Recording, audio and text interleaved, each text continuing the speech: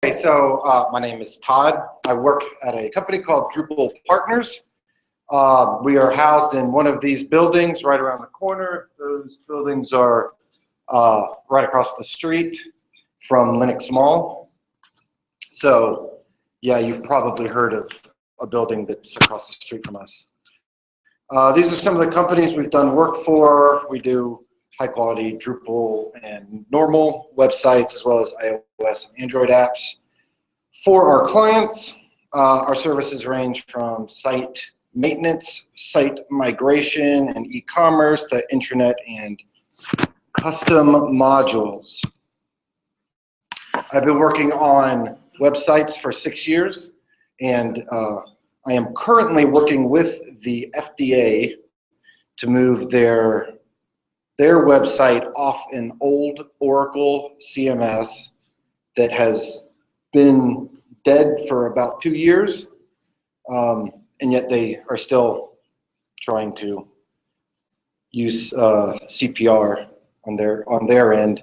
So we're trying to move that into Drupal 8. That was a gutsy move on their part, since Drupal 8 obviously has is lacking some functionality.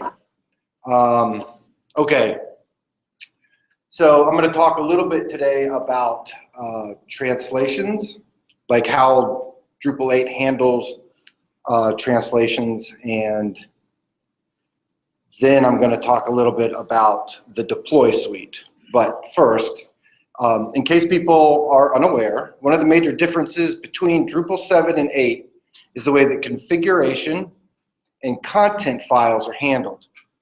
In 7, there was a tight and often unhealthy codependent relationship. And then along came 8, and it says, y'all two break it up before I turn the hose on you. Go on, get. So free from the influence of each other's negative personalities, content and configuration have been living fulfilling lives. Their separation is why translation is handled the way it is. Okay, so the first thing I'm going to do is grab some content. So here we go. So I've grabbed something, and before we move on, we're going to talk a little bit about the way translation works in Drupal 8. So there are 3 components that are important here. One is content, another one is interface, and the last one is configuration. And those are the 3 parts that you can control dealing with translation. Content is the most important, or the most likely to get used by people, whereas the other 2 would be if you truly have like a multilingual staff, or you had staff in other countries where you wanted to, say, translate the word block or node, or whatever, like, configuration terms into a native language for that person. However, this content stuff is more geared towards a user who would prefer to use your site in a foreign language, rather than, let's say, a contributor that would like to use your site in a foreign language. Okay, so what I'm going to do is do this, because we're going to do a little presentation.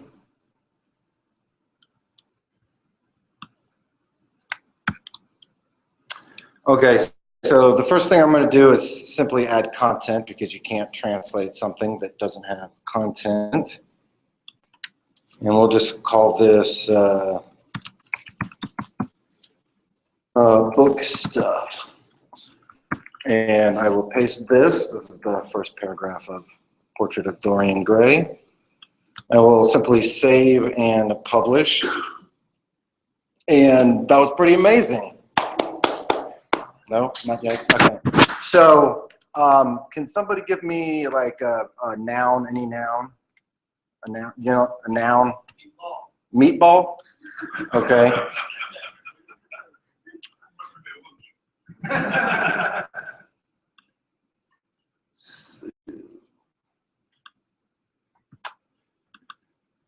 I switched up my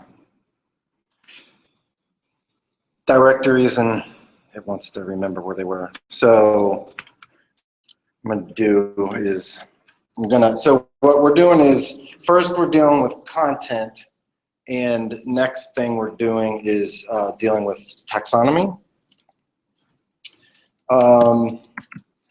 So let's say I create vocabulary food, and now I want to add terms. I say meatball. I save that. And then I'll just go ahead and say like round and spicy, because you know how it can be a spicy meatball. It's never spicy unless this is happening. And I don't know, I'll just say beef. Now I'll go back here, get list terms, and I am going to create a little hierarchy. Okay, so in order to do translations, the first thing that you have to do, and this is a nice thing, all of the things that you need for translation in Drupal 8 come with core, and you can find those in this multilingual. So the first thing I'm going to do is enable language and content translation. We'll come back to the other ones in just a moment. So those are being installed.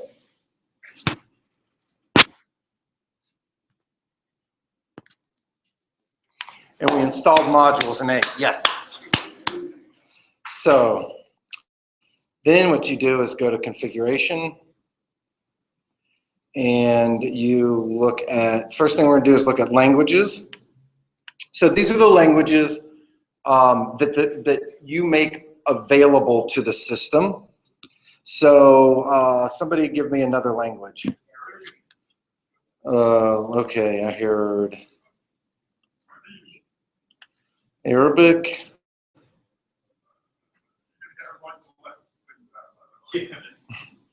And what's another one?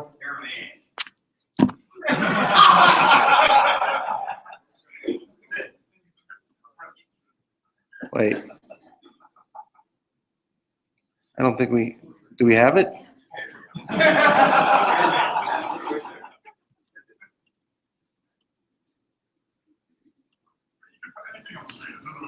Okay. Okay, so I'm going to save the configuration, and obviously we want the default to be English so that we know what's going on. So once you've added the languages, you can go to detection and selection, and that basically is the way that the site, what it's listening for in order to know what language it should be displaying. The default is URL, and what that does is it takes the language that you have selected.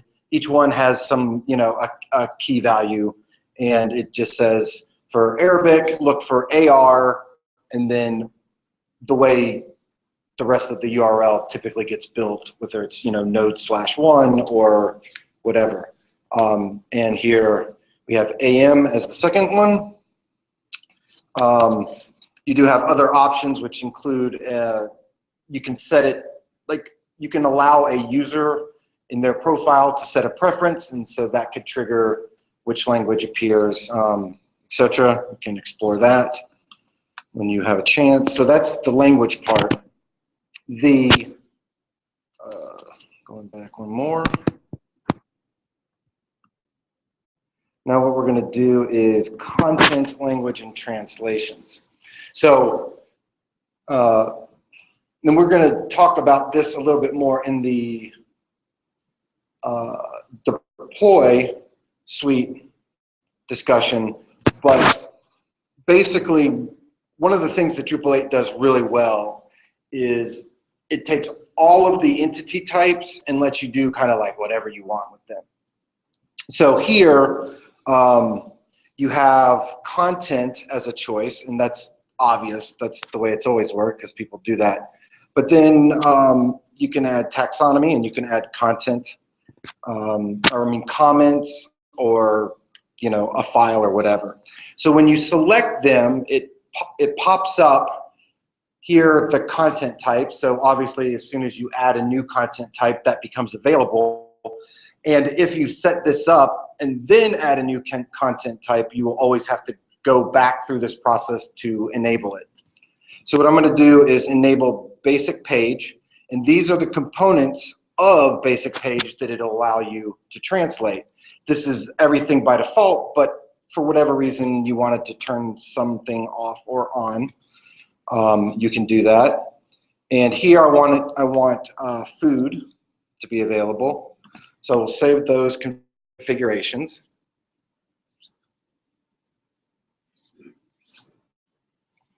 And we have saved configuration. Oh, you guys are jaded.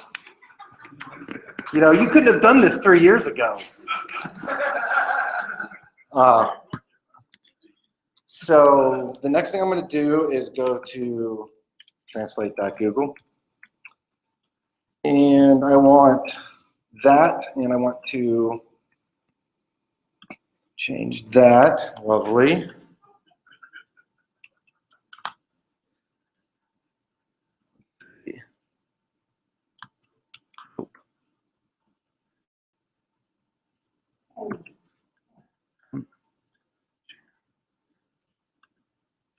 There we go. And so here's what it looks like. I'm going to go home. Actually, I'm going to go node 1. So there is our piece of content, and now that piece of content has this translate tab. So you click on the translate tab, and I can add this. And so I paste that, and I have no idea what this stuff does. So we'll just pretend like that's how you say book stuff. And no, well, you can translate the title. I just didn't bother to go to Google Translate. So there's that.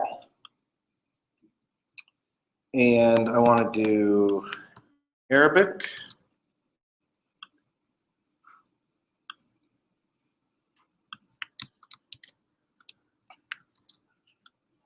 And look at what it has done.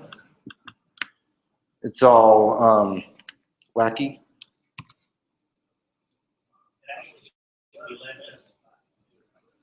It might be. Right. What will they think of next? Oh yeah, that's what I meant.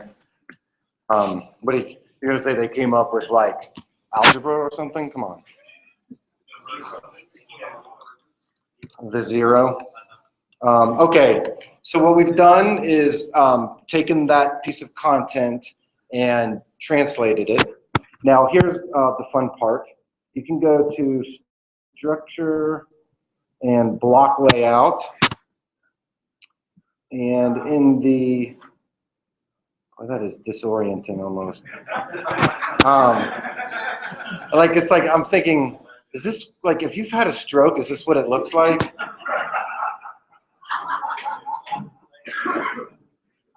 Dyslexic. I don't want to do that.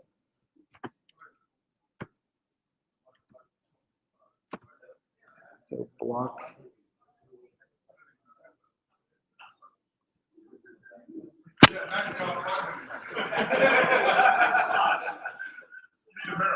Yeah.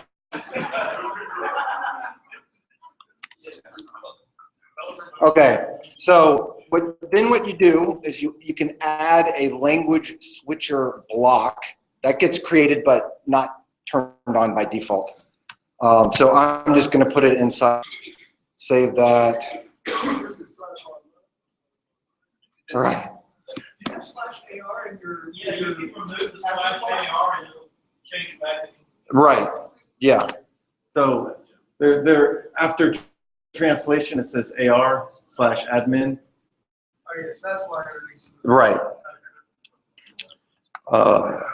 Okay, so we go back to site, and here is our language switcher. So now we're in English. Now we're back to Arabic, and here we are lastly. And so that is basically the way translation works. And obviously, a visitor to the site won't have the translate tab, but you would probably put something in like at the top of the page or something like, you know, a drop down or whatever that does this English or whatever, so that all they have to do is switch it and then they can get the content that's available. But not every piece of content would be available, but it would load the ones that are. So the other options here, just so you can see, but we're not going to actually go through all of them, is the configuration and interface. And this is just so you can see the level or the granularity of the control that you have.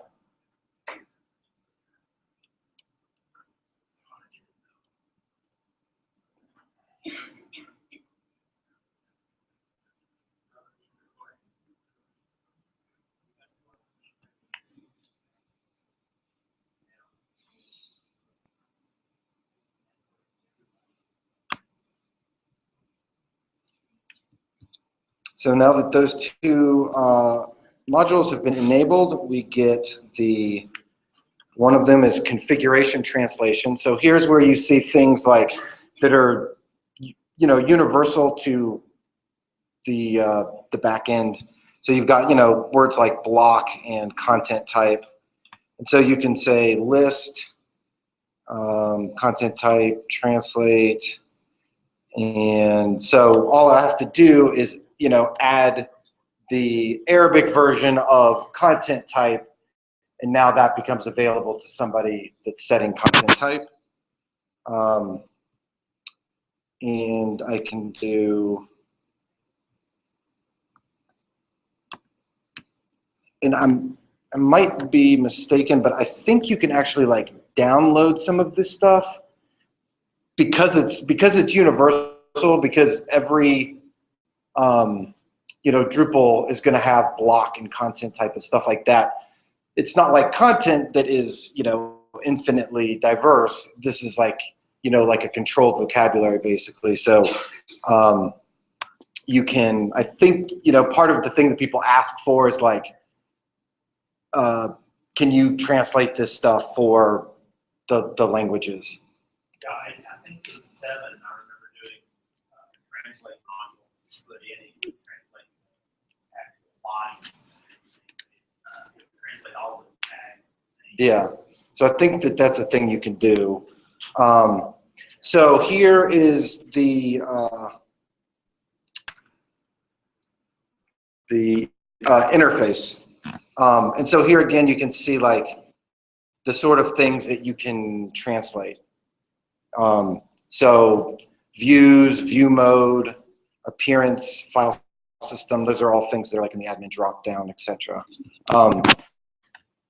So essentially, that is translation for Drupal 8. And there's a lot more to it, but that is essentially what you will need to know for the time being. And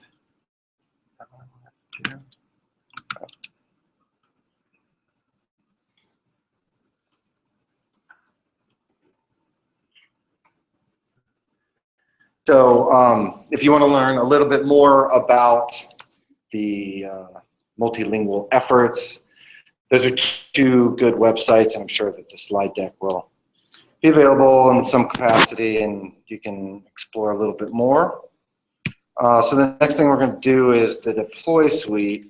Now, the reason that I got into the deploy suite was because the FDA website requires a very strict distinction between a contribution server and a consumption server.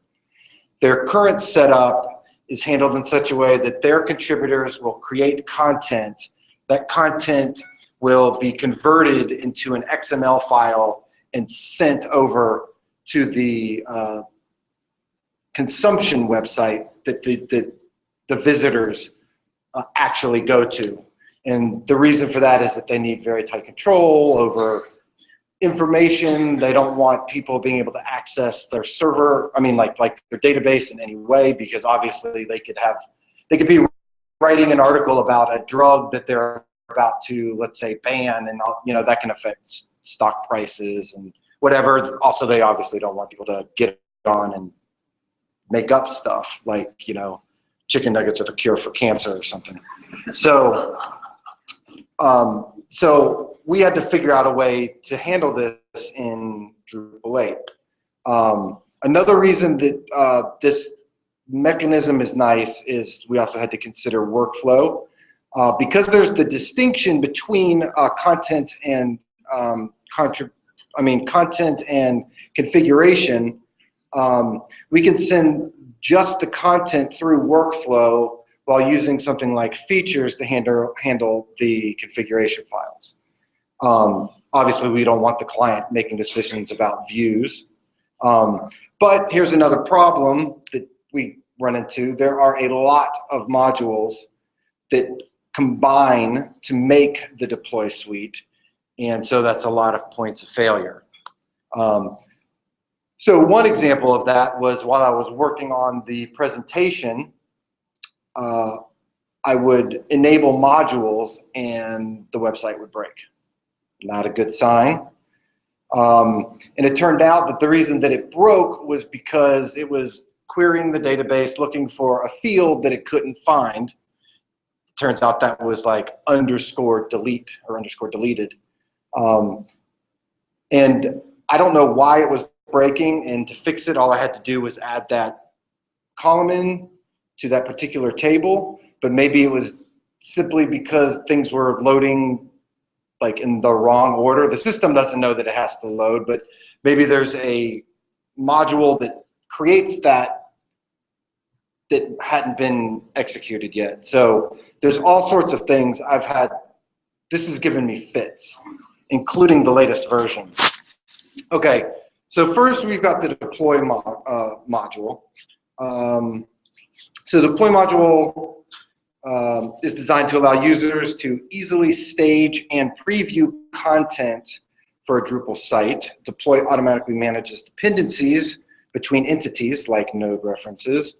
It is designed to have a rich API, which can be easily extended to be used in a variety of content staging solutions. There's a long history of deploy in Drupal, but now that it's in Drupal 8, it's little more than a UI for the PHP-based CouchDB replicator. It allows replication of content between workspaces, between Drupal sites, and between CouchDB databases. Okay, so that is deploy. Next is relaxed web services. That is a RESTful API which is aligned to the CouchDB API. It exposes each workspace as a couch database. This allows it to be replicated to another Drupal site running relaxed, to a native CouchDB database, or to something else that uses the same API, such as PouchDB. Okay, so it provides a JSON API and the endpoints for entities, file attachments, administrative tasks like revisions, comparisons, starting and stopping replication, etc. And Drupal 8, well, so the Relaxed Web Service does this by getting, let's see, hold on. Okay, my text is a little screwy. So it uses Drupal core's REST API to expose the CouchDB compatible endpoints. This means that replicating content is just a case of using CouchDB's replicator, then creating a decoupled Drupal site as is simple as using CouchDB. Here's multi-version. So really, multi-version means that everything can have a revision. All content entities, remember I spoke about that earlier, are revisionable with the multi-version module. This means blocks, users, comments, etc. can all have revisions. Let's talk about crap. That means create, read, archive, and purge. That is an alternative to CRUD, which is create, read, update, and delete. It means that in multi-version, no content is actually deleted and everything is a revision. Deleting an entity just archives it, flagging it as deleted. Workspaces, let's see, so, and it uses workspaces, as you can see on the slide. And, okay, so the Drupal 8 version of Workspace depends on multi-version, which we just talked about, to create and edit workspaces, switch between workspaces, and view the revision tree of an entity. Okay, so I will try to demonstrate that later. Somebody remind me about the revision tree. A workspace is an isolated collection of content revisions on your site. For example, you might have a live workspace, which is what all visitors see when they visit your site. Then you might have a protected stage workspace where content editors can prepare new content before it's pushed to the live space. However, the workspace module in and of itself doesn't provide any functionality for pushing the content. So for example, you can use the deploy module to get the UI so that you can deploy content between workspaces. You can use the Workbench moderation module to automatically replicate content from moderated workspaces to its upstream workspace. You can use the relaxed web services to get access and give access to workspaces from and to external Drupal sites. You can use the trash module to restore deleted entities, and you can use rules to create rules where the action is replicating content to an upstream workspace. So now you're starting to see how they all come together. So the Workbench moderation, we just talked about that. That adds arbitrary moderation states to Drupal core's unpublished and published node states. Following me? And it affects the behavior of node revisions when nodes are published.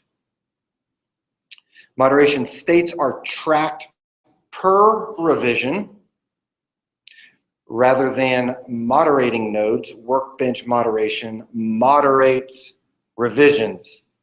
So in the old sort of workflow thing, nodes are getting passed from like Workbench to Workbench for approval to approval. Now what we're doing is we're pushing revisions from station to station. The Workspace module is aware of Workbench moderation. So if you moderate a workspace, it will automatically replicate content when approved. Replication. This module provides functionality and services to assist with replicating content between workspaces on a single site using the Workspace module, or between workspaces across different sites using the Relaxed Web Service module.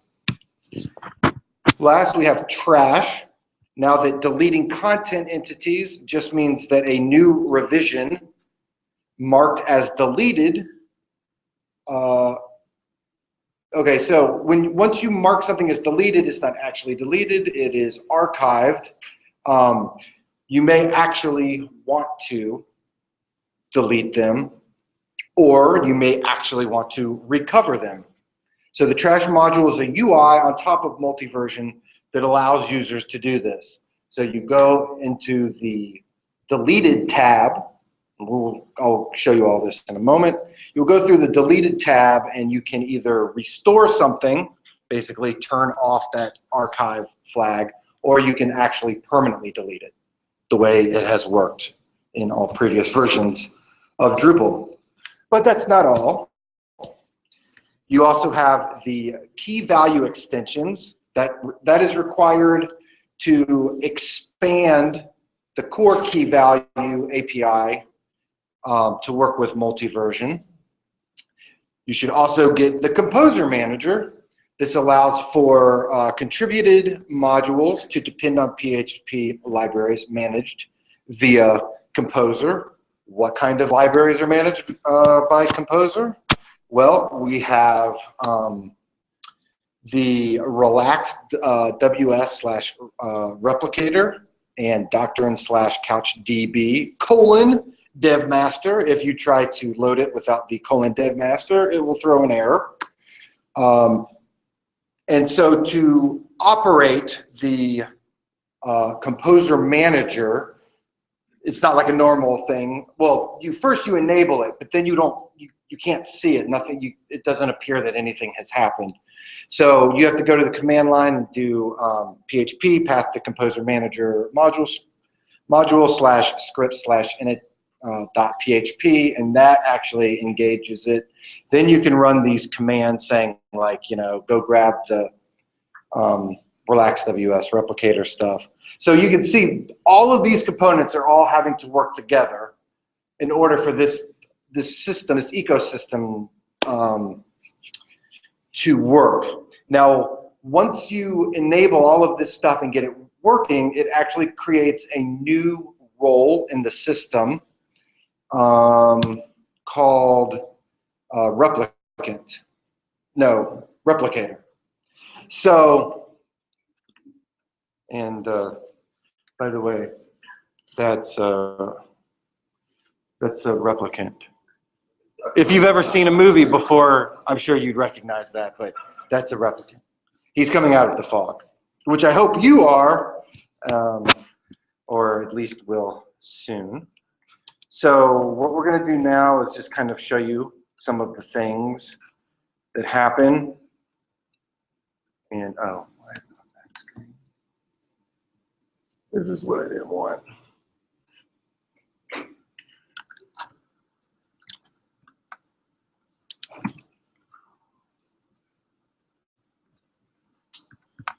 Oh. We can fix this in post, right? I've heard people say that. So display. Oh, we're going to mirror. Okay. So one thing that is hilarious is that I attempted to reinstall all of the modules and show all of you how it works, and I can't get it to work because there are way too many things going on. But I actually have an old version in an old system, so I can show you how that works. So we'll call this is, okay. So here's what I'm going to do. So all of the things that we kind of talked about here, when you create, when you go through all this, like the translation mechanism, you can grab a Workspace Switcher module that the system creates. Here you can see that I have created like a default and an ACC and a staging. So this I've called contribution, and this I've called consumption, and if you've got pearls, be prepared to clutch them. I have hacked core. Just somebody get a fan, so that I could get the color to change without having to create some kind of fancy theme. Okay, so what we're gonna do, and this is something that I still have not quite figured out. It seems that you can create content. When you create a piece of content, it is always a member of a particular workspace, which is really important to know. So if I go to default and I say I want to add content, I want to add a basic article, I can here do book stuff and paste that in and click save and publish. Let me show you some of the back end stuff. So all that's happened now is that a piece of content has been created inside the default workspace of this particular site. Things that you can do. You can go to web services and look at relaxed endpoints. So here are some of the things that you can influence. Here's the default workspace, and if you edit that, all you're doing is you're creating the names, and then you can go, let's see. So here you see setup endpoint. So the endpoint is where I'd like to send something, obviously. And again, with this the suite, you can send stuff from one workspace on that system to another workspace on that system, or you can send something from one system to another system. The other system also has to be set up so that it can be, so you set it up, you create workspaces there so that basically you can make that connection. You can say, I'm sending this from default to default, or from default to live, however you want to set that up. And you basically have to sign in on both, and so that the two systems can talk to each other. And then under structure, you see workspaces, and here is where you can create your workspaces. So the short of this is that once we go back, here it says book stuff, right? So I go to, here's the deploy button. Now before I do that, I want you to be amazed at the fact that I do not have book stuff on this website.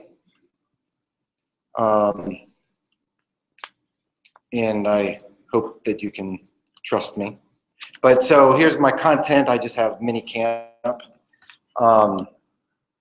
So if I go here and click deploy, so here's my source. I told you that I am working from the default workspace. And here I'm saying I want that to go to an external endpoint. I click push. And by the way, the replicator role basically just has like push privileges. So I have clicked push. You see that it says successful deployment. And if everything worked, yeah, book stuffs. So now book stuffs is here. and I click it, and there's my content.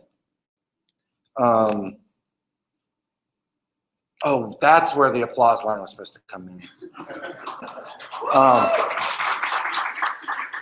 So here's another thing that's pretty cool about this mechanism. We had talked about content, and so let's say we go to book stuffs, and I edit that piece of content, and I say like, I add in all caps, meatballs. So now what I do is, if you look in revisions, okay, so here you can see that everything was based on revisions. So this bottom one, vision of the first one, and if I click deploy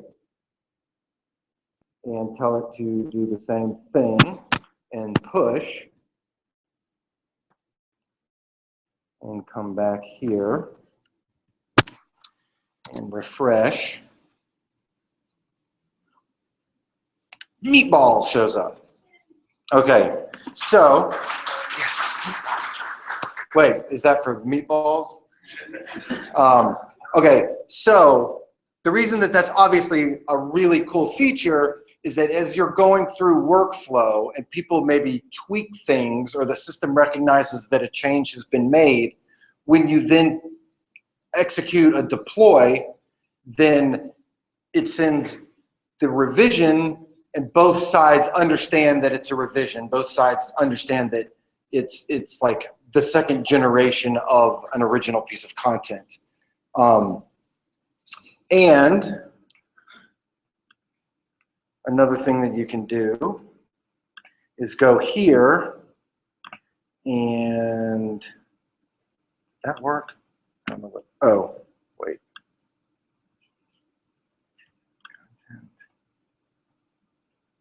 Okay, so I just deleted that thing. And so here, let me show you what you're looking at. So this is under content. Normally that is reserved for content and comments. People are familiar with 8, I think. Files shows up by default. So now you have a fourth tab called trash. And here you can see that there are numbers associated with the types of entities that are available to you in the trash. And here is book stuffs. And so here I can click restore. So that's one way that you can do that. I go back to content, and book stuff is now available. Or if I go here and apply this, delete content. So I've deleted that post. I now can click deploy, external endpoint, push. And fingers crossed, that page can no longer be found because that content has been deleted. So what's happening is, on one server, you're doing everything that you want, and every time you click deploy, it's sending that bundle over, not every single thing. I mean, obviously it's looking for like the changes, but you know, when you delete something, it deletes it. When you change something, you change something. So if you go back, so it's probably not really worth like demonstrating, but if you send a piece of content, let's say from a dev workspace to a staging workspace, and you make a revision at the staging workspace, then what you'll end up seeing on that revision screen is a branch. So this is almost like works sort of like Git, so that now it's saying there's an original piece of content that I'm aware of, and now there are 2 versions of that content. So obviously this is a really powerful thing, especially if what you need to do is basically send just content from one place to another. And all of this is happening independent of configuration stuff. However, it will fail if on one server you have created a new content type and tried to send it to a second server that does not have that content type. That should make sense, but essentially it's saying, I have no idea how to display this because I don't know what you're talking about. So that's where you're using you're syncing configuration stuff also, but through some different method like features or whatever. And so our workflow with the FDA on this has become really complicated because we have to figure out how each piece of content goes through the workflow and then can go to the live server easily, but just the content. Now that's going to be different from a view or dynamic content. So if they require that a particular view is also approved, has to go through the approval process, we have to handle that.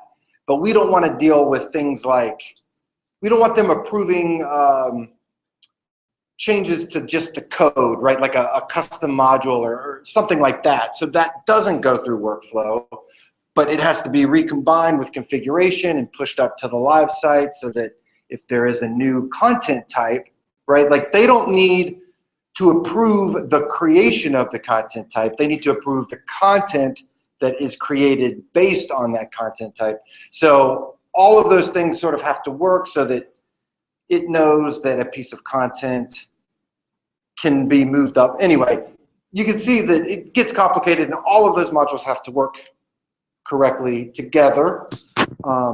But that is the way, in theory, it's supposed to work in Drupal 8. And if I do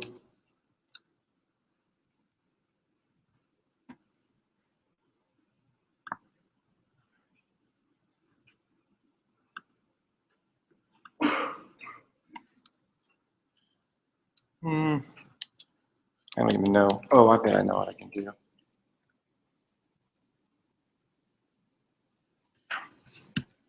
Okay, so if you want to learn a little bit more about all of the stuff that's going on with deploy, you can go to drupaldeploy.org, which has a very extensive slideshow, kind of really breaking it down on like the UUID level and the way like all the modules are working and stuff like that. And then there's a blog by this guy, Tim Millwood, and you can find that at tim.millwoodonline.co.uk. And him with another guy named, I think, Dick Olson, maybe you've heard of him, are the two main contributors to put this whole thing together. So every time, if you Google this stuff and you see like Drupal camp presentations, like they are almost always the two people talking. But that's how you can find more stuff there. So that's the end of my presentation. There are probably questions.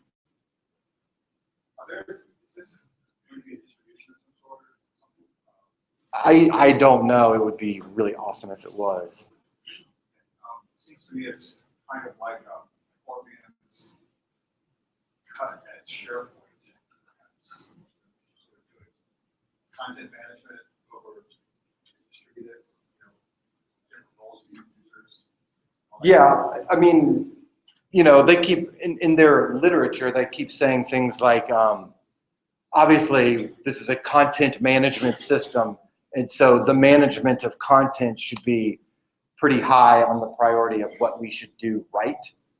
And so by first separating, I mean, Drupal handled this, but by separating the content out, it allows the content to go through channels in order to be managed. Documents also managed. You mean like a file? Yeah, well, they can go through workflow. I don't think I've actually tried to send a piece of, because I know that this mechanism actually sends, it just sends like JSON. So it's basically like, this is my content type and this is my title and this is my UUID so that the two systems can keep talking to each other, and the UUID is going to be used so that it always knows which piece of content it's referring to. You know, I'm sure at some point it says, do I already exist? And if I do exist, then update me, and if I don't exist, then create me. Yeah, I'm not sure. I'm not sure how that would work. It could work.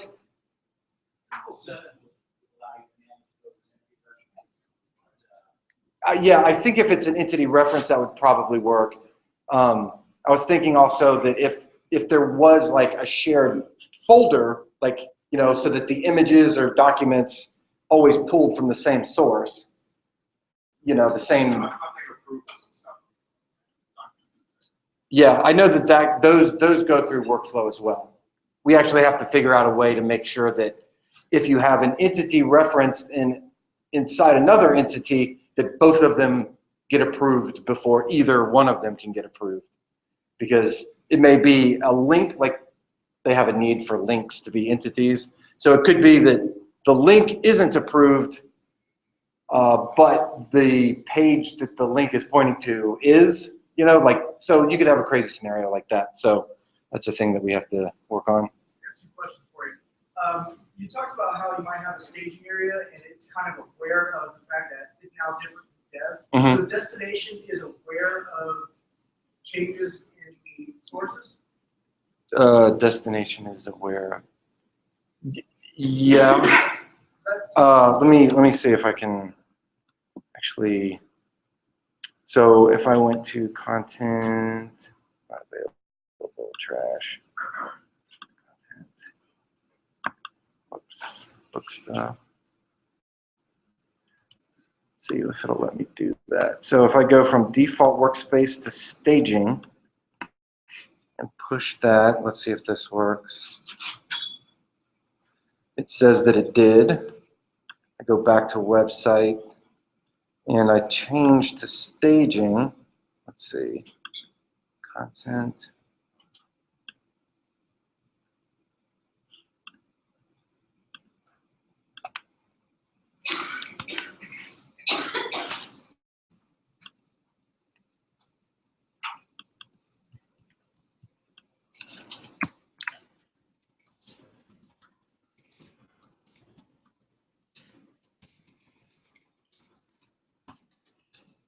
Okay, so we are on staging, and here is book stuff on staging, and I believe that if I edit it,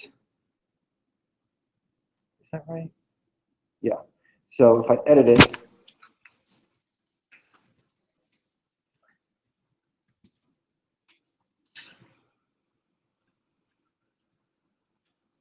yeah, that didn't work. Probably because the thing is deleted or something. What I know is that when you send something from like dev to staging and it gets edited in staging, you get a branch.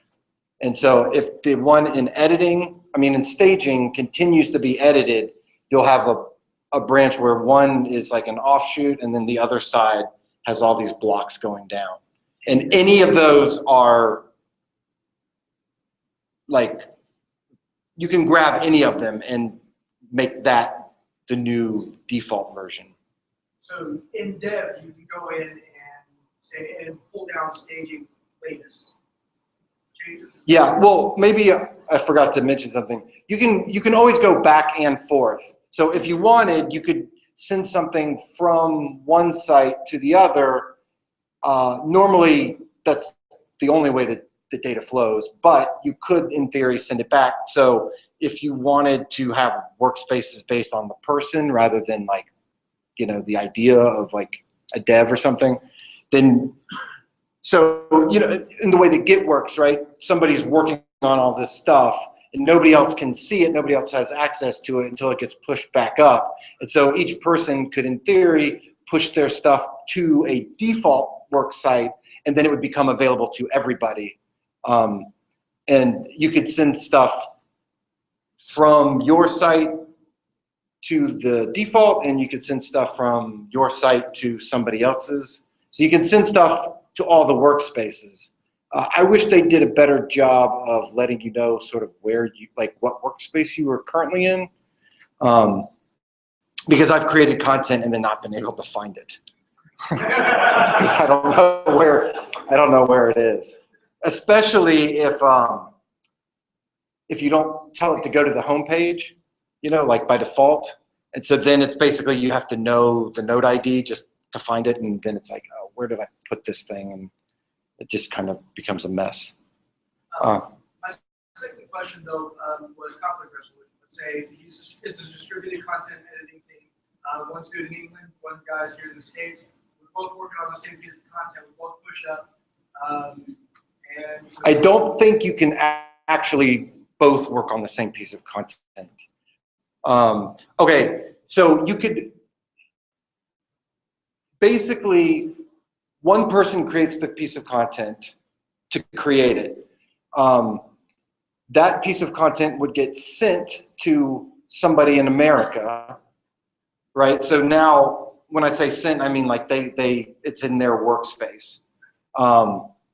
You could send that same piece to the other, and then it would simply just be like you would have to pick a version. It wouldn't, I don't think it would break the system. If you sent them back up, I'm assuming the second one would overwrite the first one. It would just be, it would see it as like revision 1 and revision 2. So Workspaces contribute to the UUID? Is that what you're saying? Well, the content has the UUID, and so so you've got the original, it goes down, somebody else grabs the original. When the first person sends the original back up, it will overwrite that first original, and then the second person will send it up, and it will overwrite the overwrite because it was the second one. no notification though that, oh wait a minute, we're about to. Well, that's where workflow, I think, would end up coming in. Hopefully you've got some mechanism that's doing that. And typically, usually this is much more linear, you know, where it's like you've got a contributor that writes something at the staging version of some site, and that's really the only workspace that you're dealing with. And everybody's got access to that staging version, and then everything just kind of goes upstream through the workflow process. And then once approved, when you approve it for publishing, that triggers the deploy mechanism. Are there any other questions? Or does lunch call? One time it is. All right. Thanks, everyone.